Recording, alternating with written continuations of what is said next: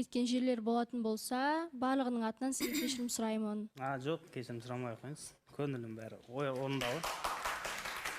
Балауса ханым, мен сұрайсам бола ма? Қош келдіңіз.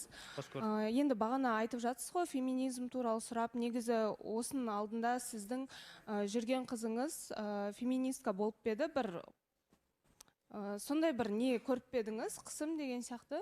Жоқ, қысым көрген жоқпын. Қазір қыздардың көбі мысал үшін маған бер дейді да. Мен не бере аламын деп айтпайды да олар. Ол феминизм емес қой, жалпы феминизм дейтін ол қыз баланың өзінің құқығын қорғай алу, содан шыққан түсінік та.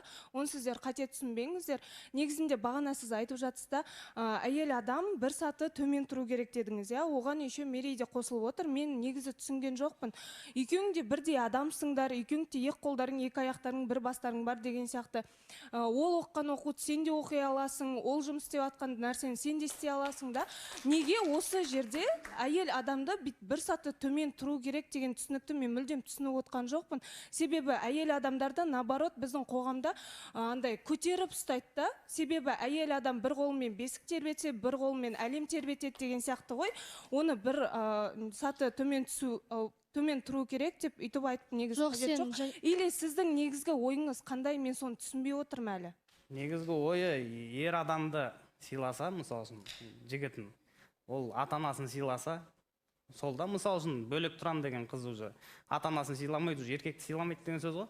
Жоқ, ондай нәрсе жоқ қой. Қалай ол ата-анасын сыйламайды деген сияқты. Сіздер деген жеке мемлекет, жеке отбасы болу керексіздер ғой.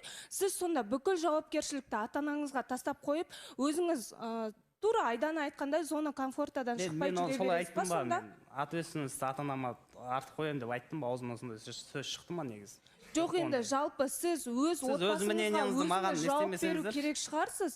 Жеке тұрып, жеке мемлекет болып, өзіңіз қарап, асырап, бағып деген сияқты.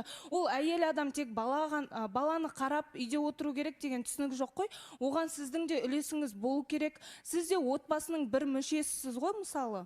Егер де отбасы құрам деген ниетте болсаңыз. Жанерке, сенің осы сөзің барлығымен келсем, бірақ бағана айтып кеттің ғой. Әйел адам еркектен бір сат төмен тұру дегенді қайдан шығарып алғансыңдар, бір оқуды оқыдыңдар ғой деген. Жоқ, мен түсінігім ондай емес. Бір оқуды оқыдық, бірақ еркекті қай жағынан бір сат төмен тұру керек? Еркектен қорыққаннан емес, сыйлағаннан сыйлау керек та еркекті, ше. Еркек, ертең бір сат төмен тұрғанда да үйдіп қатты түсіп кетем деген нәрсе айтып жатқан жоқпын бұл жерде. Ертең семья болған кезде еркек, ол жаңа Маржан ханым айтып жатқандай, отағасы деп айтылады ғой, ертең біздің отбасымызды асырайтын, сол еркек болғаннан кейін оны сыйлау керек та.